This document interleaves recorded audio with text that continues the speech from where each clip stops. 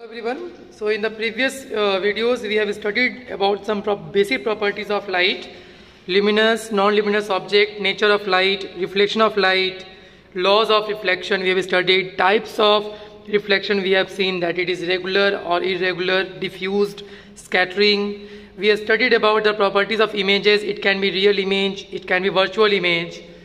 We have studied about the properties of image formation by a plane mirror. The next thing that we are going to study here is lateral inversion.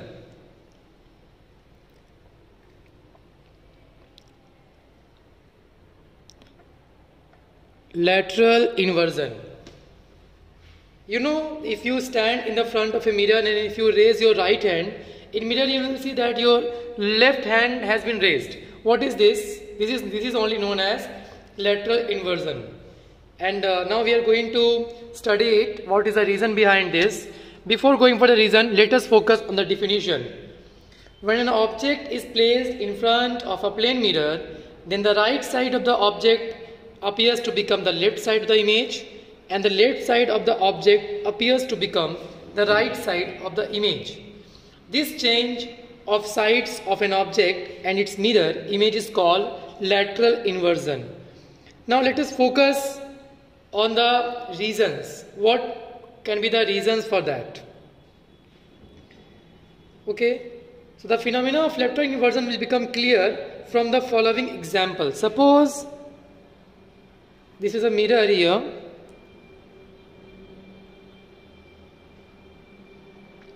and if you write here red, R-E-D, okay, now what we will see in the image, it has been shown like this.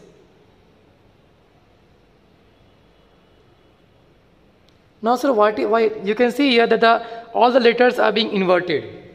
Okay,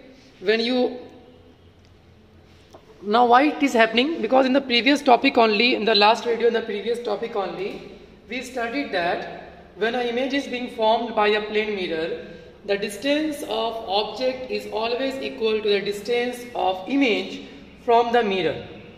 When we say object, it is not like that the object as a whole is creating the image, but actually each and every point of the object is responsible to create the image. Here you can see D is written here. It is not like that the image of whole D will form together. It is not like that. Each and every portion, each and every point of the image of the object D will behave as an object for the mirror. Now the point which is near with the mirror, the image will also be formed nearer to the mirror. If R is most farther than the image, the object R, then the image R will also be most farther than the image. Now for R, this part is nearer and this part is far. So the image of this part will be formed first and this part will be formed later on. That for D, this portion is nearer and this portion is far. So the image of this portion will be made first and this portion will be later on. So like this, then what is the reason here? The reason is that the distance of each and every point of the object from the mirror must be equal to the distance of each and every point of the image. That is why we see the inverted image of an object in the mirror. Okay, and you know, because of this only, whenever you have seen an ambulance, you might have noticed that the ambulance are written literally inverted. Or now why it is written literally inverted? Suppose if I am moving in front of the ambulance, and you know there is a looking mirror, in the looking glass, if I see the ambulance, if it is already written laterally inverted there, then the image which I will see in the mirror will be erect, and I can read it carefully, easily, that the ambulance is written there, and so I will give a pass. But suppose if the ambulance which is written in the van is written normally, then I will see the image as laterally inverted. That will be a little bit difficult for me to read that word and to find what it is written there. That is why ambulance is written in always laterally inverted mode. So I think now all of you know what is the reason of lateral inversion and what is lateral inversion. And do we know that what is the characteristics of an object formed by a plane mirror? Characteristics of an image formed by plane mirror. Number one, the image formed in a plane mirror is virtual as discussed in the last class, and it cannot be received on a screen. The image formed in a plane mirror is erect. It is the same side up as object. And you must know one more thing, real image is always inverted and virtual image is always erect. So the image which is formed by a plane mirror will always be erect. The image in a plane mirror is of same size as of object. There will be no difference in the size. The image formed by a plane mirror is at the same distance behind the mirror as the object is in the front of the mirror, that we have already discussed. And the image formed in a plane mirror is laterally inverted, that we did now only. Now what is the use? What is the use of plane mirror? Plane mirror are used to see ourselves, that we know. The mirror on our dressing table, in our bathrooms are plane mirrors. Plane mirrors are fixed on the inside wall of certain shops to make them look bigger. Plane mirrors are fitted at blind turns of some busy roads so that the driver can see the vehicles coming from the other side and prevent accidents. Plane mirrors are used to in making periscope also. So these are the things that we can write in the use of plane mirror. Now one question is there, one numerical is there actually. An incident ray makes an angle of 35 degrees with the surface of plane mirror. So the ray of light is coming like that and it is making 35-degree angle with the surface. So the first thing that we will do, they are asking that what is the angle of reflection. To find the angle of reflection, we know that angle of reflection is always equals to angle of incidence. So better that we will find angle of incidence first. And how to find the angle of incidence? We know that this is not angle of incidence. Angle of incidence is the angle made by the incident ray with the normal. So just subtract this one by 90 and we will get the angle of incidence 55. If the angle of incidence 55, then angle of reflection is also 55 degree. This is clear? This was one numerical. Now the next one is, David is observing his image in a plane mirror. The distance between the mirror and his image. The distance between the mirror and his image is 4 meters. If he moves 1 meter towards the mirror, then the distance between, if the image of the distance between the mirror and the image is 4 meter, then obviously the distance between the David, that which is the object, and the mirror is also 4 meter. So now the distance between them is how much? The distance between them is 4 plus 4, which is 8 meter. But suppose if David is moving, this is what is they saying? Yes, if he is moving 1 meter towards the mirror, then the image will also move 1 meter towards the mirror. Now what is the distance between them? 3 plus 3, 6 meter. This is the only answer. This is the only answer. So these are the things that we can do. So one question is there, the rear view mirror that we discussed now only to see the cars, vehicles which is coming from the behind. The rear view mirror of a car is a plane mirror. Okay, a driver is reversing his car at a speed of, reversing means is going back, the speed of 2 meters per second. The driver sees in his rear view mirror the image of a truck parked behind his car.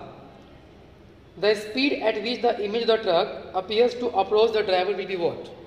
See, there is a truck here, this is a truck. See here, there is a truck and the driver is here and is trying to go back. He is trying to go back. He is looking in his mirror that the truck is there. He is trying to go back with the speed of 2 meters per second. The question is, the speed at which the image of the truck appears to approach the driver will be what? according to me, it should be 4 meter per second. Because if the driver is moving towards the truck, then the image of the truck is also moving towards the driver at the speed of same. Then 2 and 2 will be what? 2 and 2 will be 4 meter per second. This is very simple. Okay? So now if it is done, we will study now about, if we have studied enough about plane mirrors. Now we will study about spherical mirrors, the types of spherical mirrors and their properties. How do they work? What are the types? How do they work? These are the things we are going to study.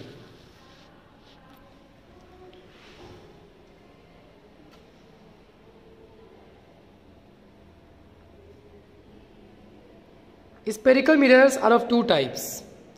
One is like this. This is the polished surface and this is the reflecting surface. And one is like this. This is the polished surface and this is the reflecting surface. This is concave mirror and this is convex mirror. Concave mirror is bulging out, bulging in, and this is about bulging out. Okay. So a spherical mirror is that mirror whose reflecting surface is a part of a hollow sphere of glass. You can see if you complete this, no, these are the parts of a sphere of glass. Here also if you complete, you can see that these are the parts of the sphere of a glass. Okay. So concave mirror can be of two types. Mirror can be of two types, spherical mirrors. One is concave and the other one is convex. A concave mirror is that spherical mirror in which the reflection of light takes place at the concave surface, that is the bent in surface. And in convex mirror is that mirror in which the reflection of light takes place at the convex surface. Okay. If you take a spoon remains like this. This side is concave and this side is convex. Now we need to study some topics related with mirror, that is concave and convex mirror. For some topics the definition will be same for both, but for some other topics the definition will be different. Now as I told you that the concave mirror or convex mirror, spherical mirror, they are part of one spherical glass. So if they are part of one spherical glass, they must have one center. So the first topic is that only, that what is center of curvature? What is center of curvature? Center of curvature is the center of the sphere of which the mirror is a part. Center of curvature is the center of the sphere of which the mirror is a part. Either it is concave mirror or convex mirror. The center of the sphere of which the mirror is a part is called center of curvature. Okay. The center of curvature of a concave mirror is in front of it, but of convex mirror is behind it. You can see here, and we are denoting it by C. Now the next topic is, what is radius of curvature? The radius of curvature is also very simple. If it is a sphere, it must have one radius also. So the radius of the sphere of which the mirror is a part. The radius of the sphere of which the mirror is a part is called radius of curvature. Okay. Again, the radius of curvature of a concave mirror is in front of it, and of convex mirror is behind it. Okay. Now the center of this point, the center of spherical mirror is called its pole. This is the pole of the mirror. The center of the spherical mirror is called its pole. So three things we studied: center of curvature, radius of curvature, pole, and the next thing is now principal axis. What is principal axis?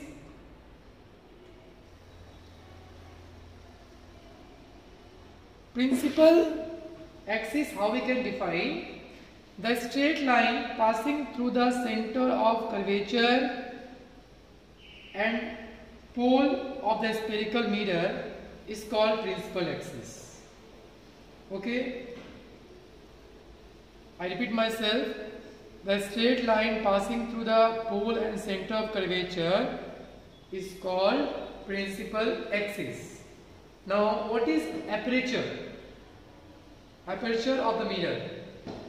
The portion of the mirror from which the reflection of light will take place, this portion is called the aperture of the mirror. The portion of light from which the reflection of light will take place is called aperture of mirror.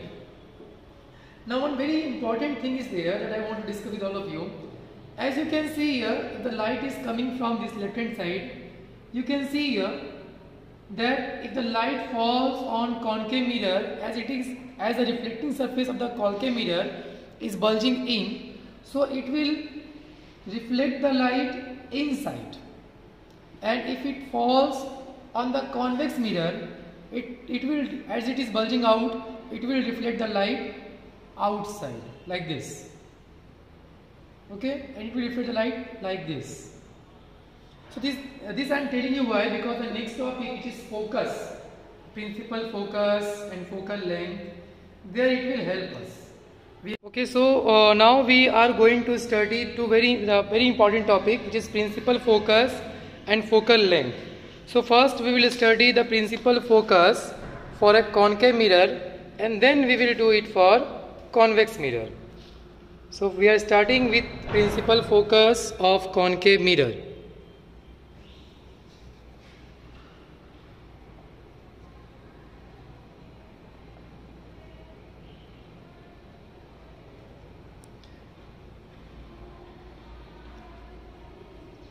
We know that the reflecting surface of the concave mirror is bulging.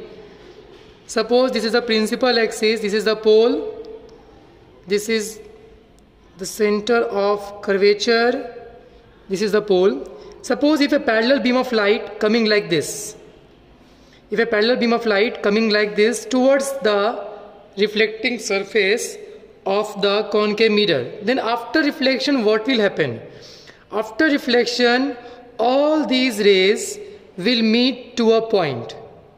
After reflection, all these rays will meet to a point, and that point is called principal focus of the concave mirror.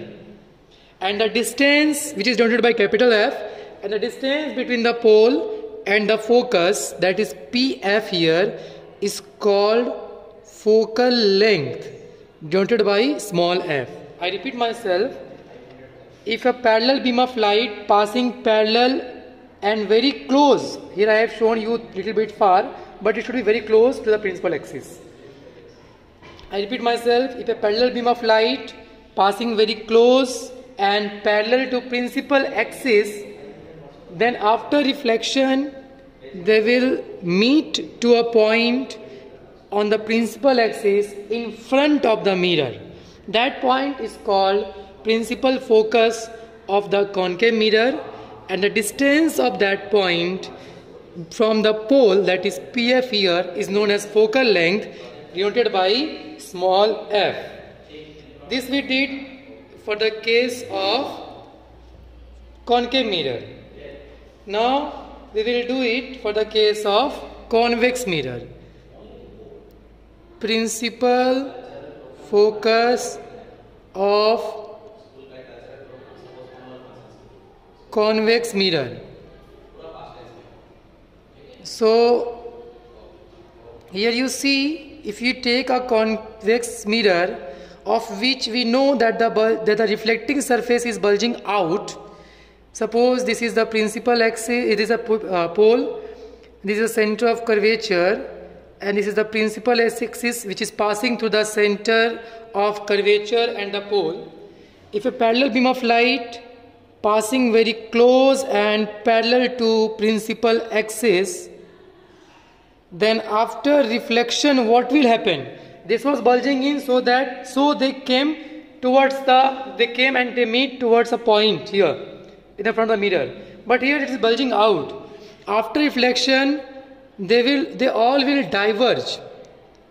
They all will diverge. And if we take it to this side, no, they will never meet. They will never meet. After reflect, so to let them meet, what we need to do? We need to extend themselves in the backward direction. So here you can see that the principal focus is formed on the right hand side. How to define it? If a parallel beam of light passing very close and parallel to principal axis, then after reflection, they will appear to diverge. You can see there, if you keep your eye from here, no, it will appear you that the light is going from here like this. And if you keep your eye here, you will see that the light is coming from this point. Okay, so they will, if a parallel beam of light passing very close and parallel to principal axis, then after reflection they will appear to diverge from a point on the principal axis behind the mirror. This point is called as focus of the convex mirror, and the distance between the pole and the focus, which is PF here, is known as focal length, denoted by small f. So there is a difference in the definition also, in the diagram also, of the principal focus of concave and convex mirror. The first difference is that if a parallel, the definition only, the parallel beam of light passing very close and parallel to principal axis, then after reflection in a concave mirror, they will converge to a point on the principal axis in front of the mirror. This point is called focus, principal focus of the mirror, and the distance between the pole and the focus is called as focal length. In the case of convex mirror, if a parallel beam of light passing very close and parallel to principal axis, then after reflection they will appear to diverge from a point on the principal axis. So we know that if a parallel beam of light passing very close and parallel to principal axis, then after reflection they will appear to diverge from a point on the principal axis from the behind the mirror. This point is called principal focus of convex mirror. So what is the difference? The difference is that focus is formed in front of the mirror in case of concave mirror. Focus is formed behind the mirror in case of convex mirror. Okay, here it is, you can say the light rays are actually meeting here. Here the light rays appear to diverge from a point. They are not meeting, but they appear to diverge from a point. You must write this word, that it appears to diverge from a point on the principal axis. And the definition of focal length is very, very simple. The definition of focal length is that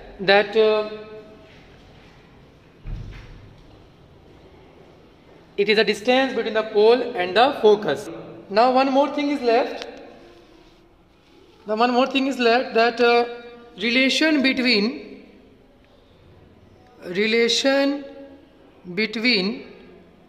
focal length, that is small f, and radius of curvature, capital R. So actually, you know, this relation is there in class 12 also, but in class 12 you need to prove it. But here you have some good thing with you, that you don't need to prove it, you just need to show the relation. And the relation is that focal length is always half of radius of curvature, or you can say the radius of curvature is 2 times focal length. If the focal length is 10 centimeter, then the radius of curvature is 20 centimeter. If the radius of curvature is 30 centimeter, then the focal length is 15 centimeter. Okay, so this is up for today. In the next class, we will be studying about the rules for obtaining image formed by concave mirrors, and then we will study about formation of different type of images by a concave mirror. So till that time, all of you just keep studying,